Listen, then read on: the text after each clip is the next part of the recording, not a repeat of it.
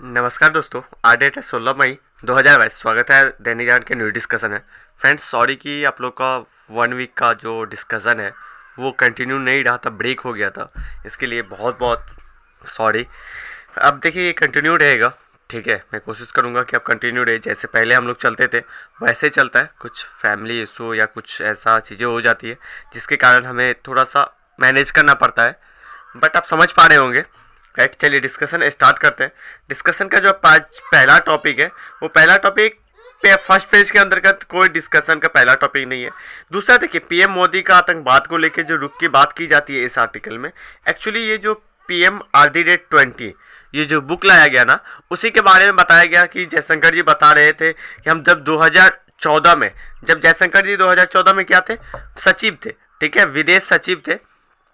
तो उस समय ही इन्होंने बोला था कि देखिए, हम किसी चीज़ों से क्या कर सकते हैं, नज़रअंदाजी कर सकते हैं, लेकिन हम आतंकवाद के खिलाफ कड़ी कदम उठाएंगे, ठीक है। उसके बाद लेके इन्होंने 2015 में बात की। तो यही चीज़ें दिया है, कोई इसमें कुछ खास ऐसा नहीं है कि एग्जाम के पॉइंट ऑफ व्यू से हमारा निकल के सामने आए, तो ठीक है। चलिए नेक्स्ट आर्टिकल देखते हैं। नेक्स्ट आर्टिकल ये है, ये आर्टिकल देखिए।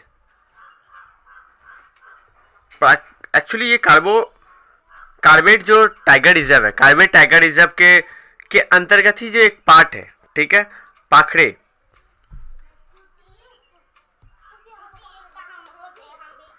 ठीक है, अब हम देखते हैं कि एक्चुअली कार्बेट नेशनल पार्क के बारे में देखते हैं। देखिए, कार्बेट नेशनल पार्क उत्तराखंड में है, नैनीताल जिले के अंतर्गत है, ठीक है, उत्तराखंड। आप ये याद रखेंगे, कार्बेट नेशनल पार्क कहाँ पे है, ये उत्तराखंड के अंतर्गत आता है, नैनीताल झील के पास अंतर्गत आता है, ठीक है।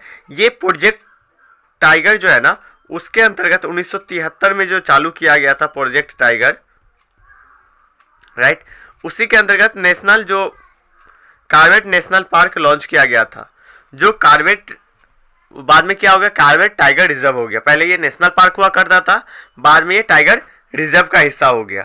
कार्बेट जो नेशनल पार्क है, इसके माध्यम से जो बहने वाली इंपॉर्टेंट नदी है, महत्वपूर्ण जो नदियां है, वो है रामगंगा, सोन नदी, मंडल, ठीक है, पल्लायन और कोसी। इसको आप याद रखेंगे, मस्ट इंपॉर्टेंट हो जाता है, क्योंकि यूपीएससी बहुत बार ऐसा स्टेटमेंट पूछ देती है कि इससे कौन सी नदी बहती है। एक्चुअली देखो, बहुत सारे स्टूडेंट बीपीएससी का भी तैयारी कर रहे हैं, ठीक है, क्योंकि मुझे कमेंट आता रहता है कि बीपीएससी के रिगार्डिंग। एक्चुअली देखिए, हमारा जो बीपीएससी हो या यूपीएससी हो, अब बीपीएससी भी बहुत जल्द अपना सिलेबस चेंज करके यूपीएससी के ही पैटर्न पे लाने जाएगी। क्यों? क्योंकि आप देख सकते हैं कि एक्चुअली अभी जो पेपर लीक का मामला आया, उसके बाद आप देखेंगे यूपीपीसीएस क्या की है कि अपनी पूरी सिलेबस को रूबरू चेंज कर दिया है, यूपीएससी के तहत लिया है। तो आप यदि थोड़ा सा अच्छे से यदि तैयारी करें, और ये जो एनालिसिस है वो आपको 360 डिग्री में मैं करवाने का कोशिश करता हूँ, ठीक है। तो ये आपके एक्चुअली एग्जाम के लिए इंपॉर्टेंट हो जाता है। बीपीएससी का जो अभी सिलेबस है उसके अकॉर्डिंग, हाँ, मैं मान सकता हूँ कि पीटी में थोड़ा सा फैक्चुअल क्वेश्चन आता है, लेकिन मेंस में तो आपको लिखना पड़ेगा ना, तो मेंस के लिए ये बहुत ही इंपॉर्टेंट हो जाता है, राइट। अब देखिए, अगस्त 2019 तक जो टाइगर रिजर्व है, ये भारत में अभी तक 50 टाइगर रिजर्व है, ठीक है। चलिए, हमने इसके बारे में देख लिया। नेक्स्ट आर्टिकल की ओर चलते हैं। नेक्स्ट आर्टिकल इस पेज के अंतर्गत नहीं है, इस पेज के अंतर्गत पॉलिटिक्स वाला है, हमें देखने की जरूरत नहीं है, इसके अंतर्गत नहीं है। ये एडिटोरियल है, एडिटोरियल में देख लीजिए, पहला आर्टिकल इंपॉर्टेंट नहीं है। देखिए, एक्चुअली अभी जो रिसर्च किया जा रहा है, ज्ञानवाणी जो चीज़ें की जा रही है, सर्वे की जा रही है, एक्चुअली उस कंट्रोवर्सी में आप मत पड़िए, ठीक है। यदि कोई चीज़ें निकल के आता है, ऐसा इंपॉर्टेंट चीज़ें आता है, तो हम उसको कवर अप कर लेंगे, ठीक है। नेक्स्ट आर्टिकल की ओर चलते हैं। नेक्स्ट आर्टिकल इस पेज के अंतर्गत है, ठीक है। राजद्रोह कानून पर संतुलन रुख, ठीक है, संतुलित रुख अपनाने की बात की जाती है। राजद्रोह कानून, ये आपका जीएस पेपर 2 पॉलिटी का पार्ट है, ठीक है, ये याद रखेंगे, जीएस पेपर 2 पॉलिटी का पार्ट है। ये आर्टिकल हम पहले भी डिस्कस कर चुके हैं डिटेल में, फिर से मैं इसका डिस्कस करता हूँ। कंटेस्ट क्या है? कंटेस्ट ये है कि हाल ही में सर्वोच्च न्यायालय ने क्या किया है कि इस जो कानून है, उस कानून पर अभी रोक लगा दिया है, और रोक लगाने के साथ इस कानून के अंतर्गत अभी कोई भी केस दर्ज नहीं होगा। तो इसी को लेके केंद्र सरकार भी चाह रही है कि कानून को स्पष्ट किया जाए और कानूनों को समीक्षा करने की जरूरत है। कानून की समीक्षा करके उसमें कुछ बदलाव की जाए, ठीक है, क्यों किया जाए? क्योंकि इस कानून का ना बहुत ज़्यादा दुरुपयोग होता है, इस दुरुपयोग को रोकने की बात की जाती है। अब दुरुपयोग क्या होता है ये समझिए। एक्चुअली देखो, सबसे सिंपल सा मैं बताऊं कि राजद्रोह जो कानून होता है वो किस एक्ट या आर्टिकल के तहत या कुछ कौन सा धारा के तहत ये लगता है। तो ये आईपीसी धारा जो है 124 ए के अंतर्गत आता है। ठीक है, 124 ए के अंतर्गत आता है। किसके ऊपर लगेगा, कौन होता है? तो देखिए, कोई भी व्यक्ति, यदि कोई व्यक्ति मौखिक या लिखित रूप से, सांकेतिक या दार्शनिक रूप से, ठीक है, के माध्यम से सरकार के प्रति घृणा फैलाने का काम करे, असंतोष फैलाने का काम करे, तो उसे राष्ट्रद्रोह के माना जाता है कि ठीक है, उसे माना जाता है कि ये राष्ट्रद्रोह है। ठीक है, इसके खिलाफ राष्ट्रद्रोह लगाया जाता है।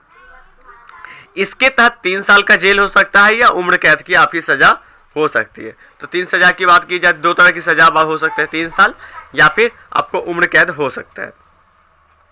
अब देखिए, 124 जो ए है, राजद्रोह कानून जो है, उसके खिलाफ जो चीजें की जाती है, जो समर्थक जो है ना, जो इसके समर्थ में, जो इसके पक्ष में तर्क देते हैं, उनका कहना है तो देखो भैया, ये राष्ट्र के विरोध, अलगाववाद, आतंकवाद, इन सारे तत्वों से हमें निकलने के लिए ना, इन सारे तत्वों से, इन सारी चीज़ों से निकलने के लिए ये जो कानून है वो बहुत ही महत्वपूर्ण कदम उठाती है।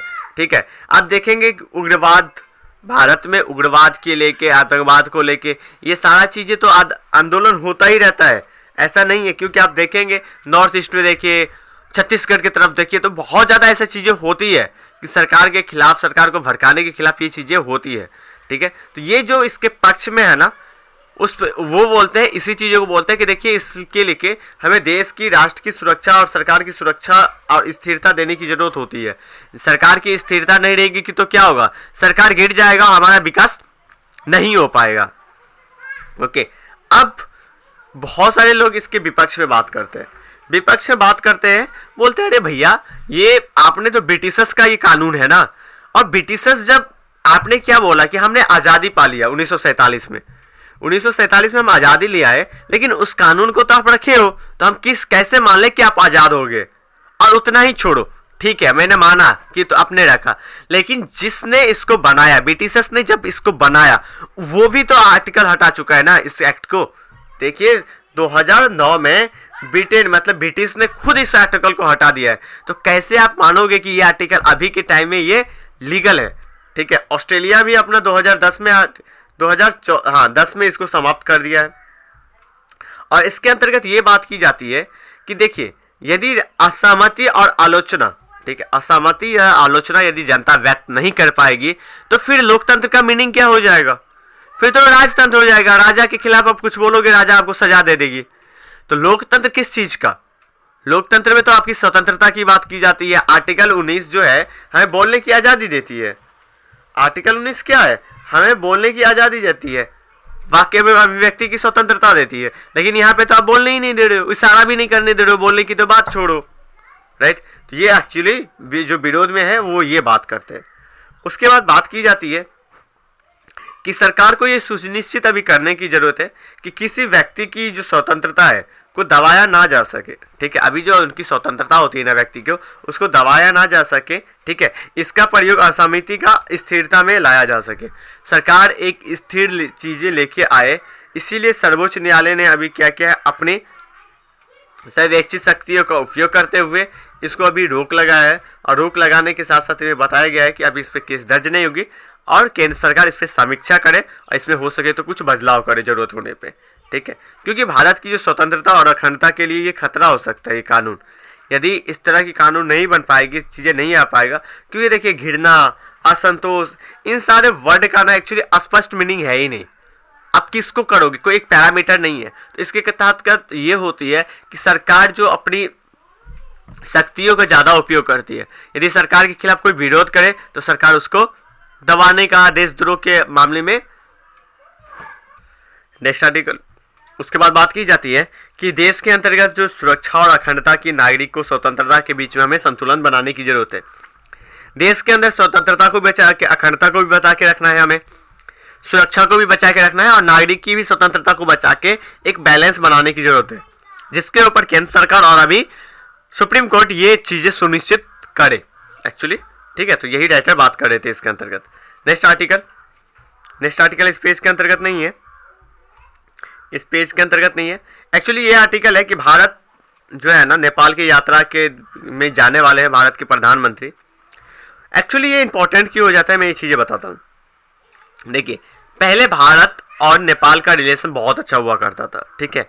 लेकिन बीच में जब सरकार ओली जी का आया तो सरकार में कुछ क्या हुआ, तनाव आ गया। तनाव आने का कारण था कि चीन के बहुत नज़दीक चला गया था नेपाल, चीन के बहुत नज़दीक चला गया और कुछ ना कुछ ये करते हुए हमारा काला पानी वाला जो क्षेत्र है वहाँ पे भी विवाद हो गया था, ठीक है। सीमा पे पहली बार फायरिंग हुआ जहाँ पे डेथ हुई थी। तो इन सारे चीज़ों को ख़त्म करते हुए, ठीक है, अभी तो सरकार ठीक ठाक है, सरकार भी चेंज होगी। ओपी ओली जो थे वहाँ के प्रधानमंत्री वो भी हट चुके हैं, लेकिन अभी भी हमें इस रिलेशन को बना के रखना है, क्योंकि पड़ोसी को एक शांत करके और एक नेवर जो फर्स्ट की जो पड़ोसी पहले की जो नीति है वो भारत को स्पष्ट करने की जरूरत है।